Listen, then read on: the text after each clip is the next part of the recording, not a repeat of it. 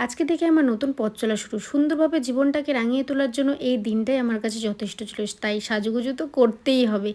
সেই মতো সুন্দর করে সেজেগুজে নিলাম। ৫ বছর আগে না একটা ইচ্ছে ছিল, যে ইচ্ছেটা অনেকের বারণে, অনেকের মানাতে পুরো মেরে ফেলেছিলাম। কিন্তু এখন সেই দিন এসছে, সেই কাজটাকে প্রাধান্য দেয়া, সেই শেখাটাকে উপভোগ করা। আর যেতে, যেতে ভয় পাচ্ছিলাম যে কাজটা আমি ঠিকমতো পারবো তো? শিখতে পারবো তো?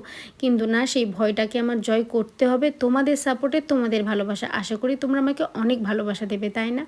তারপরে খেয়েছিলাম ফুচকা, খাওয়ার পরে খেয়েছিলাম একটু লস্যি। আর এত গরম পড়েছিল যে কি বলবো, আমি তো রীতিমতো প্রচুর ঘামছিলাম, আমার মুখ-টুক জ্বালা করছিল। রাসমণি বালিকা বিদ্যালয়, আমার স্কুল, এখান থেকে গেলেই না একটা ইমোশন কাজ করে সিরিয়াসলি। আর পাশের দোকান থেকে যখন ক্লিপ গার্ডার কিনতাম আগে, সেরকমভাবে আজকেও কিনলাম। আর এত ভালো লাগছিল না কি বলবো। তারপরে খেয়েছিলাম একটা অরুণ আইসক্রিম। আইসক্রিমটা না একদম ভালো ছিল না। আর বাড়ির জন্য এনেছিলাম ফ্রাইড রাইস আর মাংস কষা। টাটা।